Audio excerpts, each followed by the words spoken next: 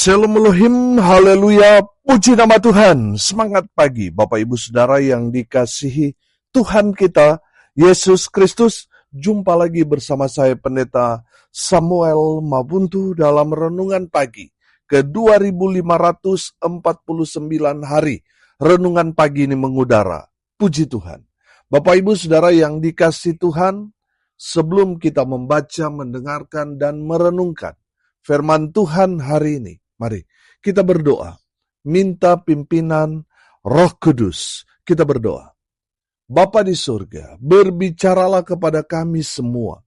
Pakai firman Tuhan ini untuk menegur kami, menasihati kami, meneguhkan iman percaya kami, dan memberkati kami semua. Di dalam nama Tuhan Yesus yang adalah firman Allah yang hidup, kami berdoa. Amin. Haleluya. Bapak Ibu Saudara yang dikasihi Tuhan, bersama dengan saya kita akan belajar Alkitab dari kitab Kejadian sampai kitab Wahyu. Mari buka Alkitab kita. Kisah Para Rasul pasal 15 ayat 22 sampai ayat 29. Di bawah perikop jawab kepada Antiokhia. Demikian firman Tuhan. Maka rasul-rasul dan penatua-penatua beserta seluruh jemaat itu mengambil keputusan untuk memilih dari antara mereka beberapa orang yang akan diutus ke Antiokhia bersama-sama dengan Paulus dan Barnabas, yaitu Yudas yang disebut Barsabas dan Silas. Keduanya adalah orang terpandang di antara saudara-saudara itu. Kepada mereka diserahkan surat yang bunyinya, salam dari rasul-rasul dan penatua-penatua, dari saudara-saudaramu kepada saudara-saudara di Antiokhia, Syria dan Kilikia, yang berasal dari bangsa-bangsa lain. Kami telah mendengar bahwa ada beberapa orang di antara kami yang tiada mendapat pesan dari kami, telah menggelisahkan dan menggoyangkan hatimu dengan ajaran mereka. Sebab itu, dengan bulat hati kami telah memutuskan untuk memilih dan mengutus beberapa orang kepada kamu bersama-sama dengan Barnabas dan Paulus yang kami kasihi, yaitu dua orang yang telah mempertaruhkan nyawanya karena nama Tuhan kita Yesus Kristus. Maka kami telah mengutus Yudas dan Silas yang dengan lisan akan menyampaikan pesan yang tertulis ini juga kepada kamu. Sebab adalah keputusan Roh Kudus dan keputusan kami, supaya kepada kamu jangan ditanggungkan lebih banyak beban daripada yang perlu ini. Kamu harus menjauhkan diri dari makanan yang dipersembahkan kepada berhala, dari darah, dari daging binatang yang mati dicekik, dan dari percabulan. Jikalau kamu memelihara diri dari hal-hal ini, kamu berbuat baik. Sekianlah, selamat. Amin firman Tuhan. Haleluya. Bapak Ibu Saudara yang dikasihi Tuhan, konteks kebenaran firman Tuhan ini, di mana para rasul, penatua, dan jemaat yang ada di Yerusalem sadar bahwa keselamatan terbuka juga untuk bangsa-bangsa lain. Haleluya. Melihat bahwa keselamatan terbuka untuk bangsa-bangsa lain di luar Israel, para rasul, penatua, serta jemaat mula-mula yang berada di Yerusalem menganggap perlu untuk menulis surat dan menitipkan beberapa pesan penting untuk orang-orang Kristen yang baru bertobat dan percaya kepada Tuhan Yesus. Pertanyaannya, apa pesan para rasul, penatua, dan jemaat untuk orang-orang yang baru percaya kepada Tuhan Yesus? Yang pertama, saudara perhatikan, kamu harus menjauhkan diri. Yang pertama, makanan yang dipersembahkan kepada berhala. Amin. Makanan yang dipersembahkan kepada berhala dianggap sebagai bentuk penyembahan berhala. Jadi orang yang memakan makanan yang sudah dipersembahkan kepada berhala, tubuh mereka terkontaminasi dengan makanan yang mereka makan, yang sudah dipersembahkan kepada berhala. Saudara yang dikasihi Tuhan, konteks kami yang tinggal di Bali, orang Bali seringkali berbagi buah-buahan yang sudah mereka bawa ke tempat sembahyang mereka. Mereka pulang dari tempat sembahyang mereka suka sekali berbagi buah-buah itu. Saudara, dulu karena saya tidak tahu, saya pernah makan buah yang sudah dipersembahkan itu. Saudara tahu rasanya apa? Tawar, hambar, tidak ada rasanya.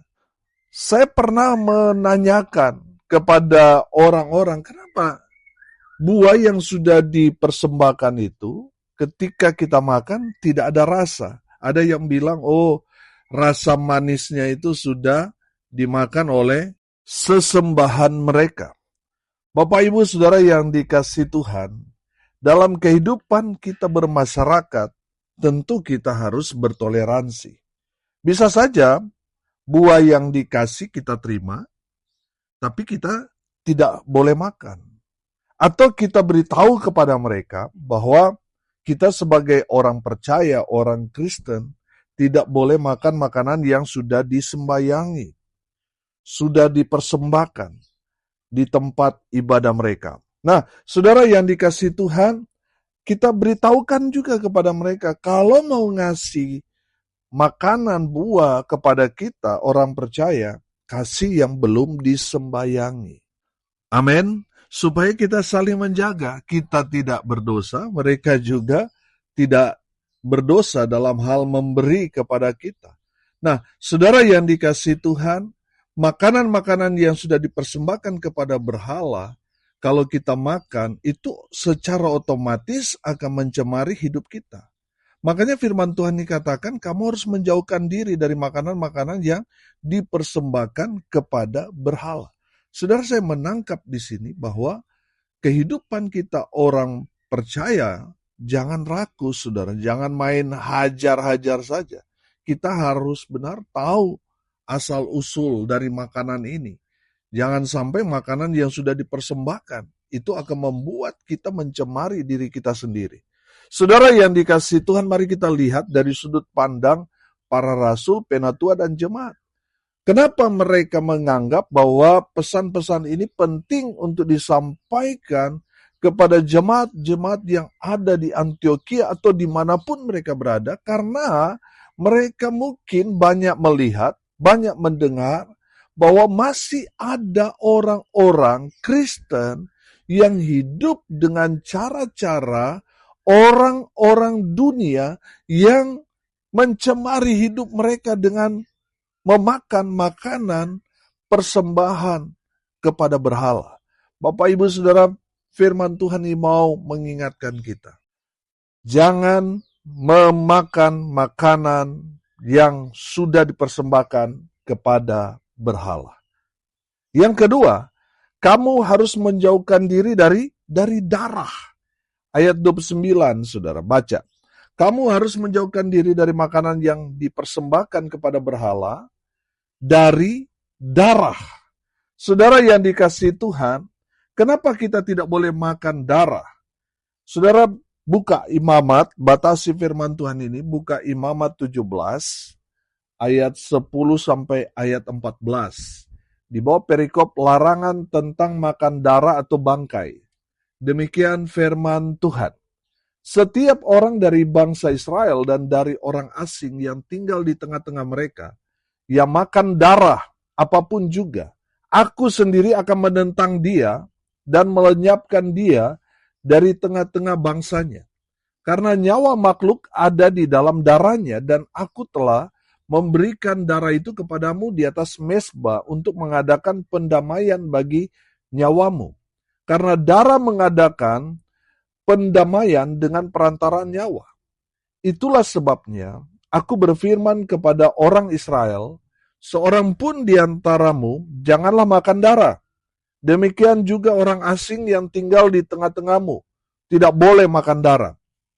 Setiap orang dari orang Israel dan dari orang asing yang tinggal di tengah-tengahmu yang menangkap dalam perburuan seekor binatang atau burung yang boleh dimakan, haruslah mencurahkan darahnya, lalu menimbunnya dengan tanah.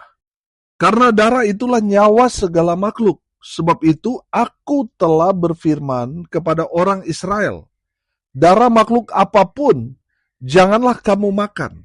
Karena darah itulah nyawa segala makhluk. Setiap orang yang memakannya haruslah dilenyapkan. Amin. Bapak Ibu Saudara yang dikasihi Tuhan, kenapa kita tidak boleh makan darah? Sebab nyawa makhluk ada di dalam darahnya. Saudara, banyak makanan, ya apalagi kalau makanan-makanan tradisional, makanan-makanan di kampung saudara, banyak yang dicampur dengan darah. Katanya lebih nikmat kalau campur dengan darah. Saudara, di Bali lebih ekstrim lagi, saudara. Di Bali ada makanan darah binatang. Misalnya saya kasih contoh, saudara. Orang Bali itu senang makan darah ayam. Kalau potong ayam, saudara, darahnya itu tidak dibuang. Ditampung, saudara, lama-lama menjadi satu, saudara. Dia menjadi satu, lalu mereka goreng, mereka kukus, dan campur di makanan. Lebih ekstrim lagi, lawar merah. Merah itu bukan karena pakai pewarna makanan, bukan, itu darah segar, darah mentah yang dicampur di lawar itu, lalu dimakan, tidak dimasak. Saudara yang dikasihi Tuhan, dulu ada satu bela diri di mana kalau naik sabuk, mereka kumpul, mereka iris tangan untuk mengeluarkan darah, lalu diteteskan di wadah, lalu dicampur, lalu dikasih minum kepada semua anggotanya. Tujuannya apa, saudara? Tujuannya itu supaya mereka itu memiliki rasa persaudaraan yang tinggi. Saudara, itu minum air yang sudah bercampur darah. Saudara yang dikasihi Tuhan, dari kebenaran firman Tuhan ini, kita sudah diingatkan untuk tidak boleh makan atau minum darah apapun. Jadi kalau saudara makan darah binatang, firman Tuhan tadi kan bicara bahwa sebab nyawa makhluk ada di dalam darahnya. Kalau saudara makan darah binatang itu, maka saudara akan ketransfer juga perilaku atau karakter dari binatang itu. Orang yang suka makan darah babi mungkin akan bersifat seperti babi. Saudara yang dikasihi Tuhan, saudara dan saya adalah masterpiece-nya Tuhan. Amin. Jangan sampai karena kita suka makan darah, akhirnya Tuhan lihat ya nyawa binatang itu ada dalam diri kita. Saudara yang dikasihi Tuhan, saudara dan saya adalah mahakaryanya Tuhan. Amin. Makanya saudara harus menjauhkan diri dari makan darah atau minum darah binatang. Apalagi darah manusia. Tidak boleh. Saudara harus menjauhkan diri saudara dari makanan atau minuman yang dicampur darah. Yang ketiga, kamu harus menjauhkan diri, firman Tuhan ini katakan di ayat 29, kamu harus menjauhkan diri dari daging binatang yang mati dicekik. Saudara yang dikasihi Tuhan, kenapa kita tidak boleh memakan binatang yang mati dicekik? Karena binatang yang mati dicekik atau yang digantung, biasanya orang Manado kalau potong RW itu saudara, kalau nggak dipukul digantung. Itu binatang yang mati dicekik. Ada juga yang perangkap, baik itu perangkap hewan yang kalau dia masuk ke perangkap itu dia kegantung, dia mati dicekik. Itu tidak boleh kita makan. Saudara yang dikasihi Tuhan, kenapa kita tidak boleh makan binatang yang mati dicekik? Karena darahnya tidak keluar, sehingga dagingnya itu tidak dapat dianggap bersih untuk dimakan. Karena darahnya itu menyebar ke daging binatang itu. Saudara, memang rasa dagingnya beda, lebih enak memang daging yang darahnya tidak keluar. Ada babi yang ditikam lalu ditutup di lubang yang ditikam itu, sehingga darahnya tidak keluar, dan babi yang digorok. Beda rasanya, saudara. Saya kasih contoh satu, saudara. Ayam cundang. Sudah pernah nggak makan ayam cundang? Ayam aduan yang kalah, saudara, itu mau direbus, mau diapakan saja itu rasanya, waduh, beda, saudara. Rasanya nikmat sekali. Kenapa? Karena darahnya tidak keluar. Begitu juga dengan hewan-hewan yang lain.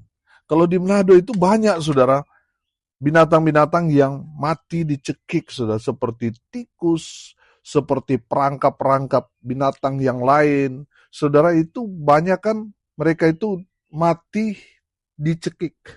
Nah, saudara yang dikasihi Tuhan, firman Tuhan ini mengajarkan kepada kita, kita harus menjauhkan diri dari makanan yang berasal dari binatang yang mati dicekik.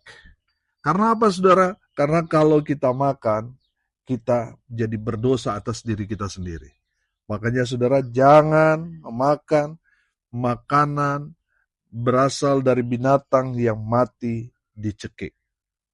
Yang keempat, saudara, kamu harus menjauhkan diri dari apa? Ayat 29, firman Tuhan dikatakan, dan dari percabulan. Saudara yang dikasihi Tuhan, percabulan itu mencakup berbagai perilaku. Yang pertama, hubungan seksual di luar nikah. Jadi, saudara belum menikah, tapi saudara sudah berhubungan seks, itu namanya percabulan. Saudara sudah menikah, tapi saudara masih suka jajan, masih melakukan hubungan seks dengan orang lain, itu sudah dosa percabulan. Yang kedua, saudara, percabulan mencakup perilaku seperti persinahan. Persinahan itu selingkuh. Saudara sudah punya pasangan resmi, tapi saudara menjalin hubungan dengan orang lain. Itu persinahan. Itu masuk dalam dosa percabulan. Yang ketiga, saudara, percabulan mencakup perilaku seksual yang menyimpang. LGBT misalnya. Lesbian, perempuan sama perempuan. Gay, laki-laki dengan laki-laki. Biseksual, artinya dia bisa dengan semua jenis. Dia laki-laki, dia bisa berhubungan dengan laki-laki, dia juga bisa berhubungan dengan perempuan atau sebaliknya. Transgender ini artinya dia laki-laki, dia operasi kelaminnya jadi perempuan, dan sebaliknya, saudara. Itu perilaku seksual yang menyimpang, itu masuk dalam golongan dosa percabulan. Nah, saudara, dalam perilaku seksual yang menyimpang, misalnya juga masuk dalam pornografi, orang yang melakukan seks secara sendiri, masturbasi, onani, dan lain sebagainya, itu masuk dalam perilaku seksual yang menyimpang, itu dosa percabulan. Nah, saudara yang dikasihi Tuhan, firman Tuhan ini memberikan peringatan kepada kita untuk menjauhkan diri dari dosa percabulan ini. Kenapa? Karena ketika kita berbuat dosa ini, itu mencemari diri kita sendiri. Bapak, Ibu, Saudara, kita ini kan adalah bait Allah. Bait Allah di mana Tuhan itu mau tinggal dalam kehidupan kita. Tapi kalau kita mencemari diri kita dengan dosa percabulan, itu akhirnya membuat Tuhan tidak mau tinggal dalam kehidupan kita. Saudara yang dikasihi Tuhan, 1 Korintus 6 ayat 18 berkata begini, jauhilah perbuatan-perbuatan yang cabul, sebab semua dosa lain yang dilakukan orang terjadi di luar tubuh orang itu. Tetapi orang yang berbuat yang cabul berarti berbuat dosa terhadap tubuhnya sendiri. Bapak, Ibu, Saudara yang dikasihi Tuhan, jangan kompromi dengan dosa. Saudara, kita tahu bahwa percabulan itu bukan hanya terjadi di saat orang berhubungan seks. Saudara, kita mengingini saja, kita melihat bodinya, kita dapat melihat orang itu sehingga kita berfantasi, saudara, kita sudah jatuh dalam dosa percabulan. Saudara yang dikasihi Tuhan, betapa kudusnya hidup kita yang harus kita rawat, yang harus kita jaga, karena tubuh kita ini tempat di mana Tuhan tinggal. Makanya kita harus menjaga hidup kita supaya tetap kudus di hadapan Tuhan. Jangan kotori dengan percabulan. Saudara harus menjauhkan diri dari percabulan. Supaya apa, saudara? Supaya saudara tetap berkenan di hadapan Tuhan. Haleluya, haleluya, haleluya. Hari ini kita belajar, saudara, pesan para rasul, penatua, jemaat kepada orang-orang yang baru percaya kepada Tuhan Yesus. Pesan yang pertama, mereka harus menjauhkan diri dari persembahan-persembahan berhala, makanan-makanan yang mengandung darah. Mereka harus menjauhkan diri dari makanan-makanan yang mati dicekik, dan menjauhkan diri dari percabulan. Dengan menjauhkan diri seperti itu, mereka berbuat baik dan mereka sudah pasti diselamatkan Tuhan. Haleluya. Mari kita berdoa. Terima kasih Bapa di surga atas kebenaran firman yang sangat memberkati kami. Bapa di surga, berkati semua pendengar dimanapun mereka berada. Tuhan memberkati hidup mereka. Rumah tangga mereka diberkati. Usaha, pekerjaan, pelayanan mereka dibuat beruntung, berhasil dalam segala hal. Mereka yang sakit Tuhan sembuhkan. Mereka yang lemah Tuhan kuatkan. Hibur mereka yang berduka cita. Dan berkati mereka yang hari ini berulang tahun. Kami berdoa di dalam nama Tuhan Yesus. Membawa ucapan syukur 7 tahun renungan pagi ini mengudara. Di mana kami akan memajukan harinya. Tadinya tanggal 20 Juni, tetapi kami akan memajukan tanggal 19 Juni karena satu dan lain hal. Kami berdoa Tuhan campur tangan. Tuhan memberkati. Semua yang mengambil bagian dalam acara ini. Tuhan Yesus memberkati. Semua yang terlibat diberkati. Mereka yang support diberkati Tuhan dengan luar biasa. Mereka yang datang hadir dalam ibadah ucapan syukur ini, mereka juga diberkati Tuhan. Hamba berdoa biarlah berkat Tuhan turun memenuhi semua pendengar. Bapak Ibu Saudara yang dikasihi Tuhan, arahkanlah hatimu kepada Tuhan dan terimalah berkat dari Tuhan Yesus. Tuhan memberkati engkau dan melindungi engkau. Tuhan menyinari engkau dengan wajah-Nya dan memberi engkau kasih karunia. Tuhan menghadapkan wajah-Nya kepadamu dan memberi engkau damai sejahtera. Di dalam nama Tuhan Yesus, sumber segala berkat. Bapak Ibu Saudara yang percaya, diberkati Tuhan, katakan amin. Puji Tuhan. Bapak Ibu Saudara yang dikasihi Tuhan, kalau saudara merasa diberkati melalui renungan pagi ini, bagikan juga kepada saudara-saudara yang lain supaya mereka juga diberkati. Karena untuk itulah kita dipanggil, untuk jadi berkat. Haleluya. Bapak Ibu Saudara yang dikasihi Tuhan, seperti tadi saya katakan, ibadah KKR kita dalam rangka ibadah syukur 7 tahun renungan pagi ini mengudara. Kita akan majukan, tadinya rencananya tanggal 20 Juni, kita akan majukan jadi tanggal 19 Juni. Tempatnya di Hotel Infinity 8 Jimbaran, Bali. Jam 6 sore sampai selesai. Bapak Ibu Saudara yang dikasihi Tuhan, semua pendengar, saudara diundang untuk hadir dalam ibadah syukur 7 tahun renungan pagi ini mengudara. Karena pelayanan ini ada karena saudara. Saudara yang mau support lewat doa, daya, dan dana, saudara bisa menghubungi saya di 081337491360. Dukung terus supaya pelayanan ini tetap eksis mengudara, memberitakan Injil Kerajaan Allah sampai ke ujung bumi. Dengan mensupport pelayanan ini, saudara menjadi bagian bersama dengan saya dalam pemberitaan Injil Kerajaan Allah. Haleluya. Salam kasih dari Bali. Saya Pendeta Samuel Mabuntu. Sampai jumpa besok pagi. Tuhan Yesus memberkati kita semua. Haleluya.